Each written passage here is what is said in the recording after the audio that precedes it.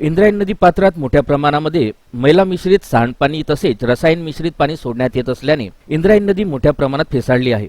आळंदीमधील इंद्रायणी नदीला मोठ्या प्रमाणात फेस आला आहे। त्यामुळे इंद्रायणी नदीच्या पाण्याला दुर्गंधीचा वास येत असून नदी पात्रातील जलचर जीवन आणि इंद्रायणी नदीतील पाणी वापर करणाऱ्या वारकऱ्यांचे आरोग्य देखील धोक्यात आले आहे। मात्र इंद्रायणी नदी प्रदूषणाला कारणीभूत ठरणारी पिंपरी चिंचवड महापालिका आणि पुणे नगर विकास प्राधिकरण यांच्यावर महाराष्ट्र राज्य प्रदूषण नियंत्रण मंडळ कोणतीच कारवाई करत नसल्याने आळंदीचे ग्रामस्थ आणि वारकरी संताप व्यक्त करत आहेत।